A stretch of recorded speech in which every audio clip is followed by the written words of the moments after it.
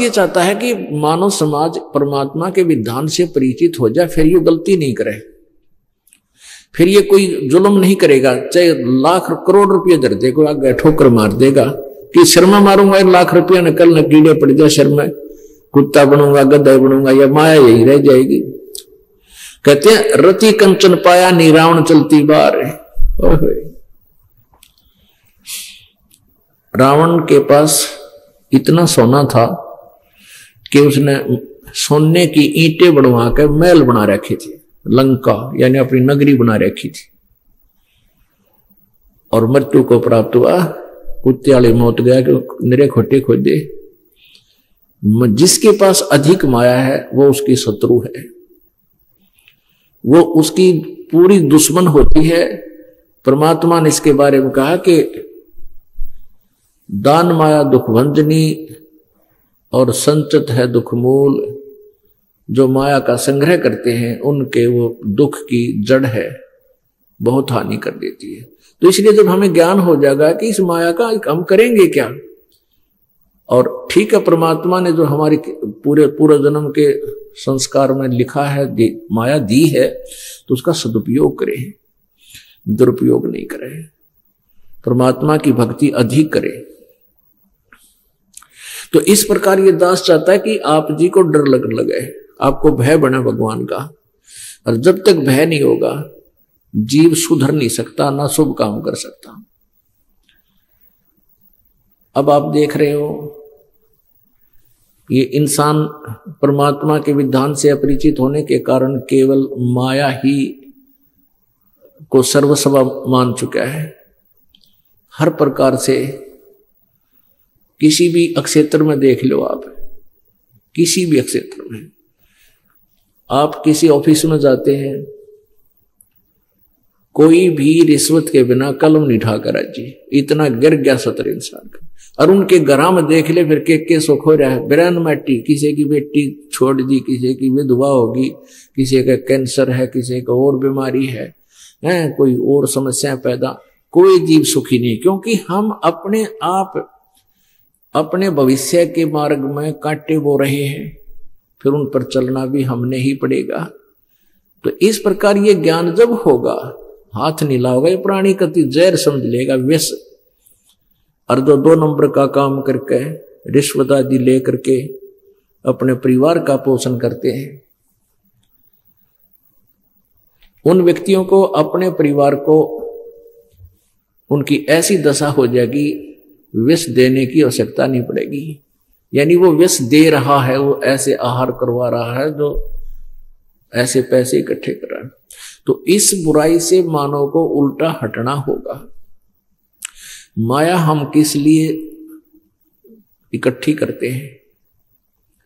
माया को संग्रह करने का उद्देश्य क्या होता है कि बढ़िया कार लूं, बढ़िया कोठी बनाऊं, और फिर बेटी बहनी है, बेटी के विवाह में दहेज देना पड़ेगा, घना खर्चा करना पड़ेगा।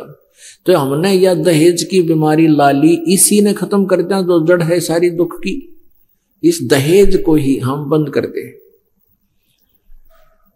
देखना फिर परमात्मा कैसे रजा करते। और ये लंबी लंबी कोठियां ना बना करके अपना ऐसा झोपड़ा गाल लें, इसी इतना मकान बना लें जिससे आपका टाइम पास हो जाए।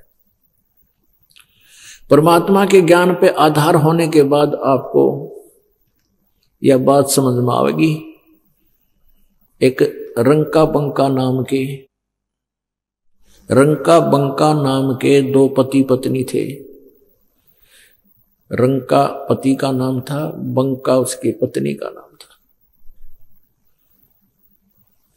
और परमेश्वर कबीर जी उस समय अन्य रूपांतर करके एक संत भूमिका में वहां रह रहे थे।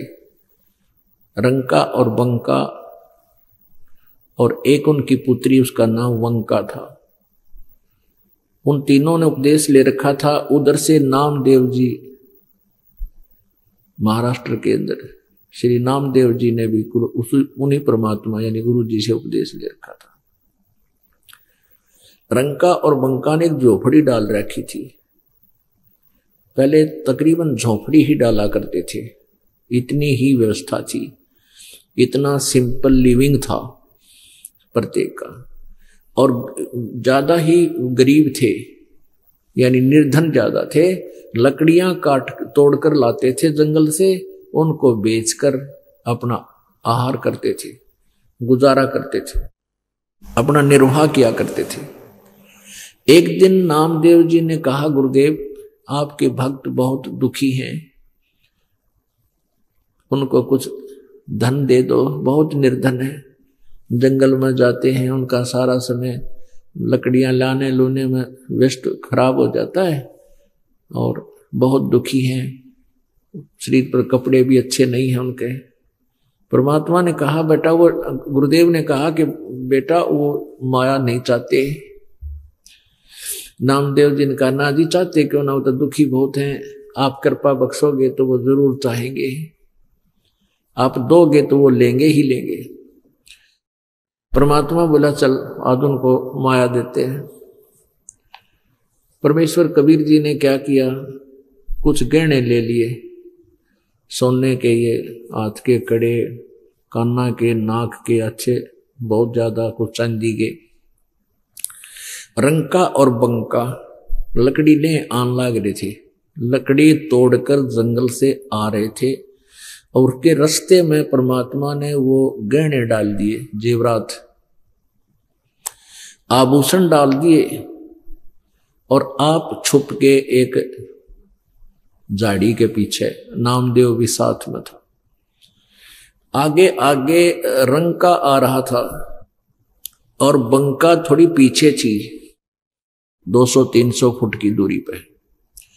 अब रंका ने देखा कि आभूषण पड़े हैं, ना जाने किसके गिर गए होंगे बेचारे के, और उसने सोचा कि मेरी पत्नी आ रही है, और औरत जो है आभूषण को बहुत महत्व देती है, पसंद किया करती है, और कहीं इसकी नीयत खराब ना हो जाए और ये अपने कर्म ना बिगाड़ ले, गहने उठा ना ले, इसलिए पैर के साथ उनके ऊपर मिट्टी डालने लग गया, लकड़ी सिर पे, और पैर से रेत उसके ऊपर उछालने लग गया। तो बंका ने देखा कि तेरा पति को क्या हो गया। उसने देख लिया कि तो गहनों के ऊपर मिट्टी डाल रहा है, उद्देश्य भी समझ गई वो कहने लगी कि चलो चलो आप चिंता ना करो, क्यों मिट्टी पर मिट्टी डाल रहे हो, चलो क्यों मिट्टी पर मिट्टी डाल रहे हो। अब वो चल पड़ा, अब किसने देख तो लिए ही भी, कर लेगी जैसा करेगी, तो वो भी चली गई, उठाया नहीं उन्होंने गहना। अब परमात्मा बोले, बोल भाई नामदेव जी, ये तो ना उठाते, मैं दूं कैसे इनको। नामदेव जी को बड़ा झटका लग गया।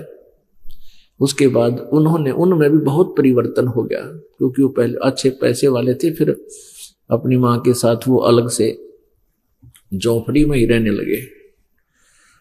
तो पुण्यात्मा, परमात्मा जो है, ऐसे ज्ञान होने के बाद वो बहुत निकट आ जाता है। जैसे आपने कथा सुनी है कि नरसिंह जी के पास घनी माया थी, इतना कंजूस था, जितना घना धन होगा जिस प्राणी के पास, वो उतना ही ज्यादा परमात्मा से दूर होता चला जाता है और माया की जोड़ में अंधा हो जाता है उसके संग्रह करने में। अब नरसिंह जी के पास बहुत ज्यादा धन था। आज से कई सैकड़ों वर्ष पहले उसके पास 56 करोड़ की संपत्ति थी, आज तो 56 अरब हो जाए, और चौवन्नी दान करया नहीं करता। परमात्मा ने ऐसी लीला की, एक ब्राह्मण रूप बनाया, और उससे जब वो सेठ जी गंगा घाट पर स्नान करने गया हुआ था, वहां उससे दान दक्षिणा मांगी और वो मना कर गया। फिर आखिर में 1 टका देने की स्वीकृति दी, और वो भी कहा कि मेरे घर पर आ जाना, ब्राह्मण वहां दे दूंगा। तो परमात्मा वहां भी चले गए। कहने का भाव ये है कि उसको उस माया से निकालना था। अब एक दिन परमात्मा ने नरसिंह रूप बना के और नरसिंह के घर पहुंच गया, और नरसिंह चला गया बाहर सैर सपट्टे करने घूमने के लिए सुबह सुबह। वापस आया तो उसने देखा कि एक नकली नरसी अंदर विराजमान है और उसने सब नौकरों से कह दिया कि एक बहुरूपिया, वो ब्राह्मण है ना, वो बहुरूपिया है जो टका मांगने आता था, आज वो मेरा रूप बनाकर आएगा, उसको भगा देना यहां से। तो वो परमात्मा अंदर बैठ के नरसी रूप बनाकर, नरसी ओरिजिनल आया तो नौकरों ने धक्का देकर भगा दिया कि तू झूठा कपटी व्यक्ति है, पीछे क्यों पड़ा हुआ है, चला जा, तुझे पीट देंगे। हमारा सेठ अंदर बैठा है। तो नरसी ने फिर कोर्ट में अर्जी लगाई। वहां कोर्ट में भी पूछताछ के दौरान परमात्मा ने सारी ही हिस्ट्री बता दी उस घर की, कितके रखा है, बई में क्या लिखा है। नरसी नहीं बता, ओरिजिनल नहीं बता सका अपने घर की सारी स्थिति को। तो ओरिजिनल को तो रिजेक्ट कर दिया कोर्ट ने, और डुप्लीकेट जो भगवान थे यानी दूसरे नरसी का रूपधार, उनको मालिक सिद्ध कर दिया। तब वो नरसी मत्थे पर हाथ रख कर बैठ गया जंगल में जाकर, बाहर वन में, बनी में। तब वहां गए परमात्मा और कहने लगे, बोल भाई नरसी भगत, या माया तेरी थी या मेरी? नरसी बोला, या थी तो मेरी, पर तू मेरा नहीं, कुंड से जन्म का दुश्मन है मेरा, आज तने आड़े पली। परमात्मा बोले, ना, यह तेरा भूल है बालक, यह पहले भी ना थी तेरी और आज भी नहीं है तेरी, यह मेरी ये थी। तब उसको पूरा ज्ञान समझाया। आज तू इब के करेगा इस माया का, ले लेने, लेकर दिखा, इसमें एक ग्राम ले ले, एक टका लेकर दिखा दे, तू अपनी मान रहा था नालायक। काया तेरी है नहीं, यह माया कहां से हो? चरण कमल में ध्यान रख, इन दोनों ने खो। फिर वो समझ गया, अक भैया बात तो कुछ और है। फिर कहा कि मैं तुझे माया तो दे दूंगा, लेकिन यह तेरी दुश्मन है बेटा, तुझे खा जाएगी या तेरे जीवन न बर्बाद करने लग रही। क्या करेगा, शर्म मारेगा तू? एक बेटी थी वह ब्याह दी और तेरा संतान नहीं, इसके चिपटा बैठा, कल ना मृत्यु हो जाएगी, अरे लोग बांटेंगे इसने, अरे गधा बना रहेगा, पाप कर्म तेरे सिर पर रखे रहेंगे। उसी दिन से न बोले जी आँख खुल गई मेरी, तय कुछ इस नरक से निकलने का मार्ग बताओ। कि इसने बाट बीमारी ने भंडारे लगा, धर्म कर दे, अब ठीक जैसे आप कहोगे। तो परमात्मा ने क्या करना था, उस माया का वापस दे दी, ले तुम अपना कर्म बना ले, ये कर्म बिगाड़े था तुम। तो पुण्यात्माओं, हम तो माया मांगना हो भगवान ते, इस बीमारी ने गले में गालने के लिए परमात्मा कहता है इससे बच्चों, और फिर आप सत भक्ति करो, दान धर्म करते रहो। कहते हैं कल्पे कारण कौन है, कर सेवा निकाम, और मन इच्छा फल देऊंगा जब पड़े मेरे ते काम।